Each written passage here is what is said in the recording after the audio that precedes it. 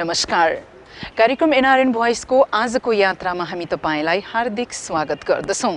आजको कार्यक्रममा पनि विश्वका विभिन्न देशमा रहेका थुप्रै नेपाली दाजुभाइ दिदीबहिनीहरूसँग जोडिएका प्रवासी प्रसङ्गहरूको साथमा उपस्थित भएका छौं र तपाईको कोही आफन्त परदेशमा जानुभएको छ भने सम्भवतः हाम्रो भेट उहाँसँग भएको पनि हुन सक्छ। कार्यक्रम हेर्दै जानुहोला। प्रवासी नेपालीका वास्तविकतालाई प्रस्ट्याउने प्रयास हाम्रो जारी नै रहेको छ र प्रवासी यात्रा तय गर्दै हुनुहुन्छ भने कार्यक्रम एनआरएन भोइसमा प्रस्तुत गरिएका सामग्रीबाट तपाईलाई सूचना सन्देश मिल्न सक्छ भन्ने अपेक्षा पनि राखेका छौं। त आउनुहोस् कार्यक्रमलाई अगाडि बढाउँ। विश्वका विभिन्न राष्ट्रबाट प्रवासी नेपालीहरूले प्रेषित गर्नुभएका विविध समाचारबाट। न्युयोर्क शहरमा 173 फिट 3 इन्च दूरीको जुका हिँडाइ कायम गरी नेपाली छोरो रोहित तिमल सिन्हाले गिनिज विश्व रेकर्ड जितेका छन्। यसअघि सन् 2007 मा क्यानाडाका जेम्स रुबेकले 108 फिट 9 इन्च दूरीको जुका हिँडाइ पार गरेर विश्व रेकर्ड बनाएका थिए, जुन अहिले तिमल सिन्हाले तोडिदिएका छन्। बुद्ध नेपालमा जन्मेका हुन् भन्ने सन्देश लिएर गरिएको यो सबैभन्दा लामो दूरीको जुका हिँडाइ रेकर्ड सहित रोहित तिमल सिन्हाले अहिलेसम्म 5 वटा गिनिज विश्व रेकर्ड कायम गरिसकेका छन्। नेपाल आदिवासी जनजाति महासंघ अमेरिकाद्वारा प्रोफेसर डाक्टर महेन्द्र लावतीसँग नेपालमा राजनीतिक संकट र संविधानको भविष्य विषयक एक विशेष अन्तर्क्रिया कार्यक्रम सम्पन्न गरिएको छ। गत जुन 10 तारिक आइतबार न्युयोर्कको क्वीन्स स्थित ज्याक्सन हाइट्समा रहेको फिप्ना कार्यालयमा आयोजना गरिएको उक्त अन्तर्क्रिया कार्यक्रममा डाक्टर लावतीले नेपालमा संविधान सभाको विघटनपछि उत्पन्न राजनीतिक संकट र संहिताको सवालमा विस्तृत रूपमा चर्चा गर्नुभएको थियो। हङकङको जोर्डनमा रहेको याक्यान टी रेस्टुरेन्ट एन्ड बारमा हङकङमा रहेको एकमात्र Nepali music company Himalayan tones music कम्पनीले नेत्रविहीन गायक तथा संगीतकार कृष्ण भक्त राईको सहयोगार्थ कृष्ण भक्त राई एकल गायन साज सम्पन्न गरेको छ। हिमालयन टोन्स म्युजिक एकाडेमीका सञ्चालक तथा वरिष्ठ संगीतकार दिनेश सुब्बा र टंक सम्बा हाम्फेको विशेष पहलमा सो कार्यक्रम तय गरिएको आयोजकले जनाएको छ। उक्त कार्यक्रममा गायक कृष्ण भक्त राईले राष्ट्रिय गीतबाट कार्यक्रमको सुरुवात गर्नुभएको थियो भने गीतकार टंक सम्बा हाम्फेको गीत र संगीतकार दिनेश सुब्बाद्वारा संगीतबद्ध गीतहरू र पुराना चर्चित गीतहरू समेत गाउनु भएको थियो। साथै आफैले संगीतबद्ध गरेका गीतहरू पनि सुनाएर त्यहाँ उपस्थित दर्शक र श्रोताहरूलाई सांगीतिक कोसेली प्रस्तुत गरेका थिए। गायक एम बरालको तेस्रो एल्बम समनको न्युयोर्क शहरमा विमोचन गरिएको छ। गत जुन 8 तारिक शुक्रबार न्युयोर्कको अस्ट्रेलिया स्थित चियान फेडरेशन हलमा आयोजित सांगीतिक साँझमा नेपाल सरकारका मिनिस्टर कन्सुलर अमृत राई र समाजसेवी डाक्टर तारा निरौलाले उक्त एल्बमको संयुक्त रूपमा विमोचन गरेका थिए।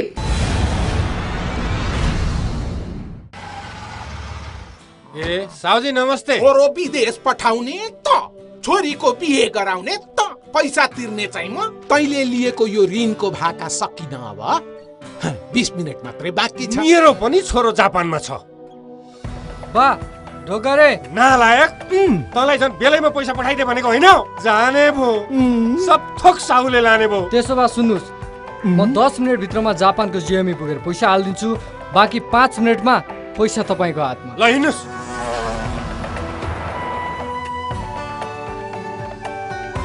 पैसा लिनुस्, जेएमई चिन्नुस्, मात्र 5 मिनेटमा। जेएमई रेमिट कम्पनी, हामीबाट पठाऊ, हामीबाटै पाऊ। के जापान अध्ययन गर्न जानु मात्र नै सफलता हो त? जापान जानुको उद्देश्य के हो?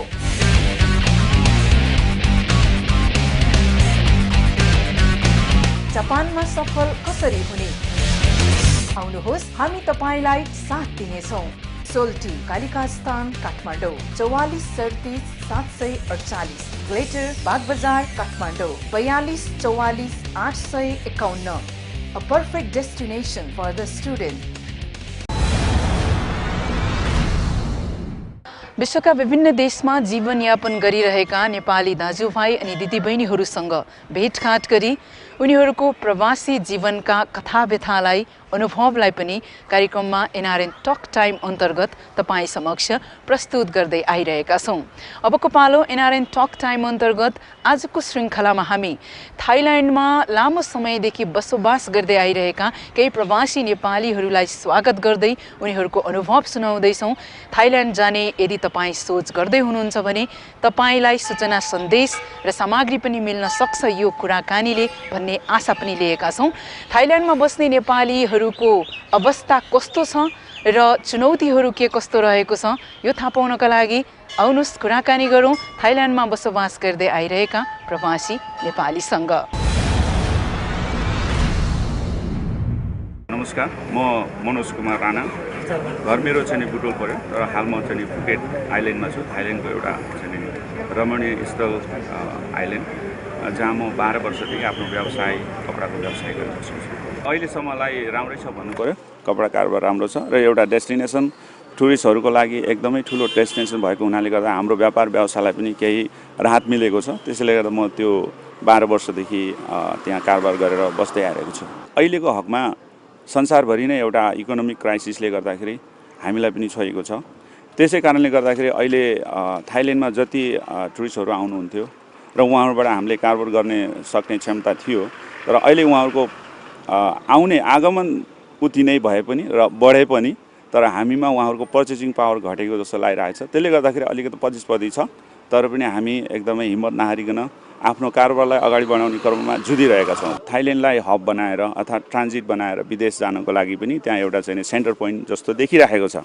तर त्यो विषयमा तपाईँहरूले यो नसोच्नुहोस् कि म थाइल्यान्ड गएपछि थाइल्यान्डदेखि मलाई एब्रोड कन्ट्री युरोप, अस्ट्रेलिया, अमेरिकाको भिसा लाग्छ थाइल्यान्डबाट भन्ने कुरा एउटा अलिकता गलत कन्सेप्ट गएको जस्तो लागिरहेको छ। त्यसले गर्दाखेरि विभिन्न व्यक्तिहरू थाइल्यान्डमा गएर फँसेर अथवा युरोप, अमेरिका जान नसकेपछि बाध्य भएर थाइल्यान्डमै बसेर व्यापार गर्ने साथीहरू पनि हामीले भेटेका छौँ र कतिपय अल्पत्र परेर नेपाल फर्काउनलाई हामीले मद्दत गरेका छौँ।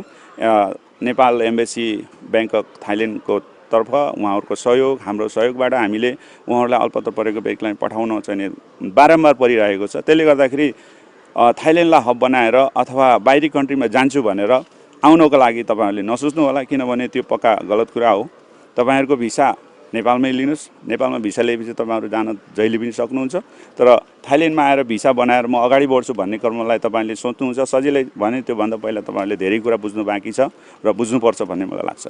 थाइल्यान्डमा 3 किसिमको नेपालीलाई म उल्लेखित गर्न चाहन्छु र एक किसिमको हामी प्रवासी नेपाली जस्ट अहिले रिसेन्टली 10-12 वर्ष 20 वर्षदेखि थाइल्यान्डमा रहेर काम गर्नुभएका एउटा नेपाली हुनुहुन्छ। उहाँहरू डाइरेक्टली नेपालबाट जानुभएको प्रवासीहरू, उहाँहरू एउटा कोटामा पर्नुहुन्छ भने अर्को कोटामा एउटा हुनुहुन्छ दोस्रो विश्वयुद्धका बर्मा हुँदै नेपाल अनि थाइल्यान्डमा छिरेका नेपालीहरू पनि हुनुहुन्छ।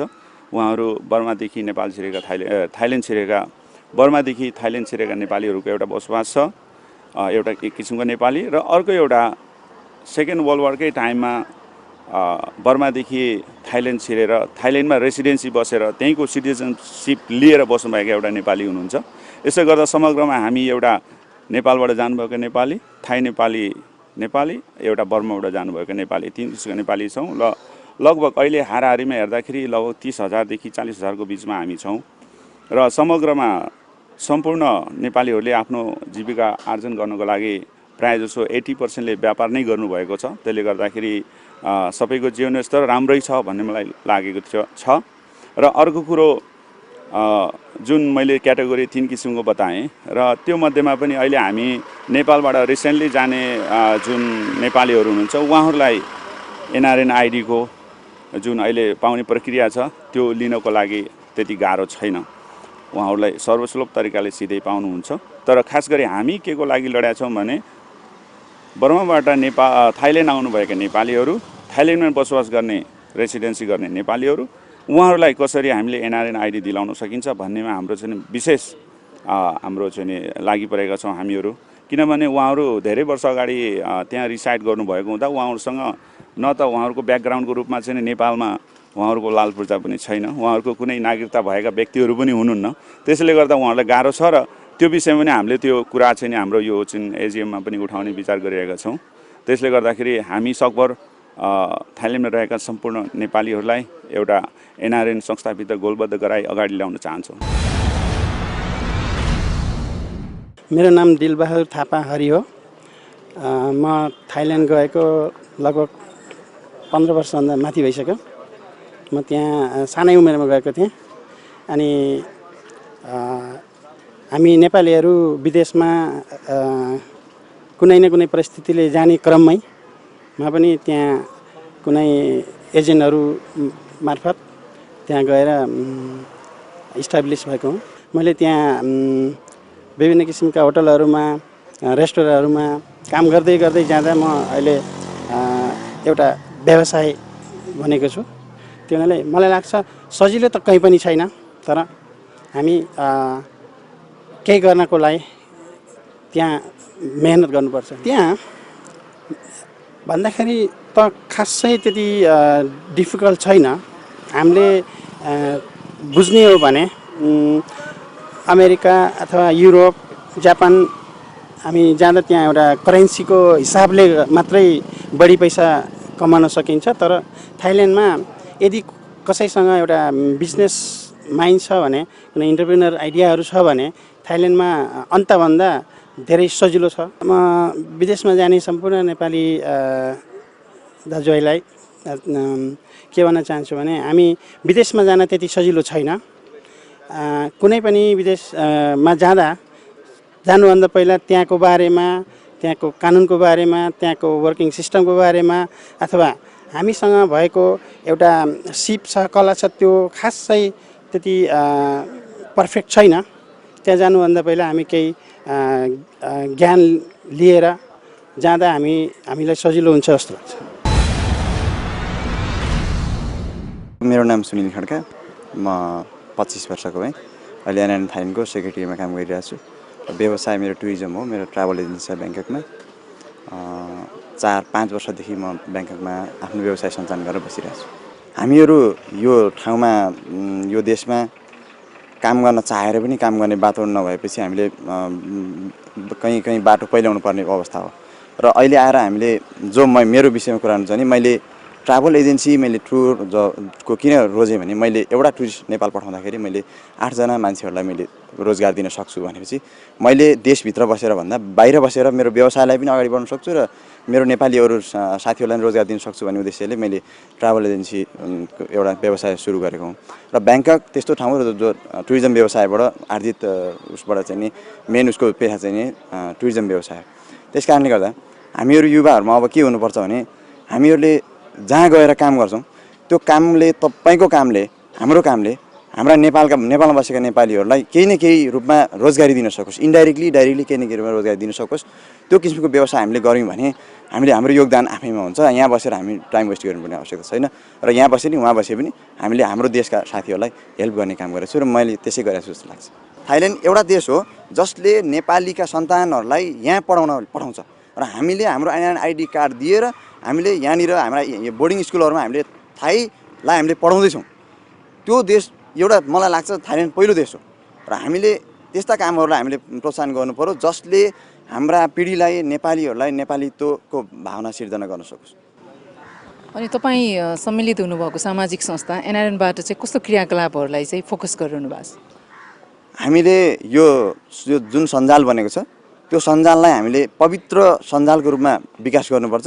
यो सञ्जाल एउटा चाहिँ मानव अधिकारसँग सम्बन्धित एउटा चाहिँ एकदमै तपाईँको न्यूनतम मानव मूल्य मान्यतालाई आधार मानेर यसलाई सञ्जाल गर्नुपर्छ र यसका जति पनि उद्योग, जति पनि चिजहरू हामीले खोल्नुपर्ने हो त्यसलाई अत्यन्तै सिरियसका साथ नेपालमा ल्याएर इम्प्लिमेन्टेसन गर्नुपर्छ।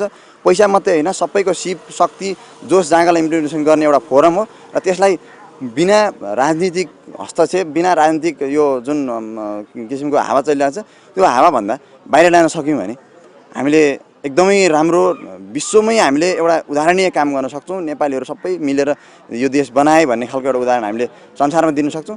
तर यसमा नेतृत्व अलिकति सिरियस हुनुपर्छ। देशमा सबैभन्दा पहिले पिस हुनु पर्यो। यो पोलिटिकल प्रब्लमबाट हामी आजित छौँ। अब म त भन्छु यो पोलिटिकल पार्टीहरूलाई म त भन्छु जसले स्ट्राइक गर्छ त्यसको नेतृत्वले यो देशमा सबैभन्दा पहिले राष्ट्रलाई कति पैसा घाटा हुन्छ त्यसको बिगो तिर्ने गरी स्ट्राइक गरौँ। तपाईँलाई के फोड्न मन छ फोडौँ, तर फोडिसकेपछि तपाईँको फिर्ता के अरे भोलिबाट हिसाब गरेर त्यसको बिगो चाहिँ नेताले तिर्नुपर्छ भन्ने किसिमले यति स्ट्रङ भएन भने डिक्टेटरसिप जस्तो एउटा नेतृत्वले देशमा 15 वर्ष 20 वर्ष एउटा चाहिँ लङ टर्म उसमा काम गरेन भने हाम्रो स्थिति राम्रो हुन्छ भन्ने मलाई लाग्दैन। त्यस कारण we are very serious about that. मेरो नाम शान्ति गुरुङ राणा, घर बुटोल, हाल अहिले थाइल्यान्डको फुकेट भन्ने ठाउँमा। मेरो जन्म चाहिँ थाइल्यान्डमै भएको हो, र पछि आएर मेरो बाजेले गर्दाखेरि नेपाल फर्किने भन्दाखेरि हामी सबै सपरिवार नेपाल फर्केर आएको हो। त्यतिखेर म 8 वर्षको थिएँ र अहिले पनि फेरि भाग्य चान्स या अब त्यस्तै यो देशको अवस्था र एउटा कमाइ खाने बाटो गर्दाखेरि म फेरि त्यो आफ्नो जन्मथलोमा पुगेको छु। थाइल्यान्डमा नेपालीहरूको लागि सबैभन्दा राम्रो अवसर के हो र चुनौती के हो? थाइल्यान्डमा नेपालीहरूको लागि अब सबैजना चाहिँ अहिले चाहिँ धेरै जसो चाहिँ बिजनेस व्यवसायमै छौँ होइन। सानो ठुलो भए पनि 70% चाहिँ आफ्नो व्यवसायमै लागि पर्नु भएको छ। कपडा व्यवसायदेखि लिएर रेस्टुरेन्ट, रेडिमेडहरू र टेलर सपहरूदेखि लिएर अनि धेरै ठुल्ठुला कम्पनीहरू बाहिर बर्माबाट आउनुभएका नेपालीहरूको चाहिँ एकदमै ठुलो बिजनेस व्यवसायमा सुन चाँदीका हिराहरूको त्यस्तो सफल व्यवसायीहरू पनि हुनुहुन्छ। र एउटा चुनौतीको कुरा के छ भने हामी नेपाली जति नै धनी भए पनि जति नै सम्पन्न भए पनि अर्काको देशमा हामी तेस्रो मुलुकको नागरिक भएर नै बस्नुपर्छ। त्यो चाहिँ अति नै दुःखको कुरा हो र त्यसले गर्दाखेरि पनि त्यसैले नेपाल सरकारले हाम्रो एनआरएनको लागि दोहोरो नागरिकताको लागि छिटोभन्दा छिटो पहल गरिदियोस् भन्ने अनुरोध गर्दछु मैले।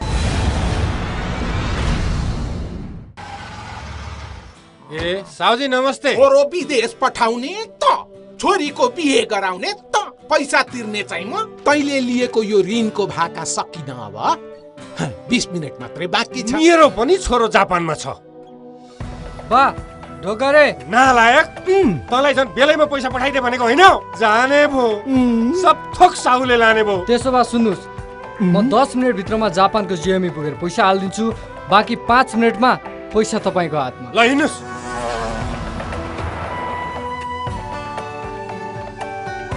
पैसा लिनुहोस्, जेएमई चिन्नुहोस्, मात्र 5 मिनटमा। JME रेमिट कम्पनी, हामीबाट पठाउँ, हामीबाटै पाऊँ। के जापान अध्ययन गर्न जानु मात्र नै सफलता हो त? जापान जानुको उद्देश्य के हो?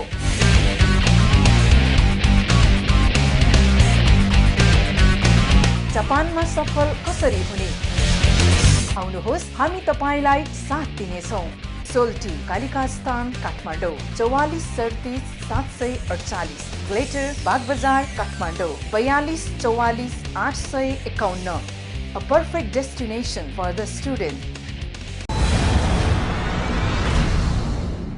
आफ्नो घर परिवार अनि आफ्नो जन्मभूमि नेपाललाई छोडेर परदेशमा जीवन काट्न त्यति सरल कुरा होइन भन्ने प्रवासी नेपालीलाई पनि हामीले हाम्रो यात्रामा भेटेका छौँ।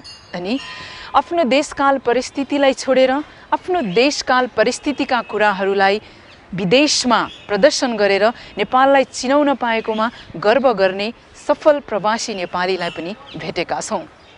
र प्रवासमा रहेर सुखद पल व्यतीत गरिरहेका प्रवासी नेपालीका पललाई पनि हाम्रो क्यामेरामा कैद गरेर यो कार्यक्रम मार्फत तपाईँ समक्ष बाँडिरहेका छौँ। अबको पालो छ एनआरएन इन्टरटेनमेन्टको।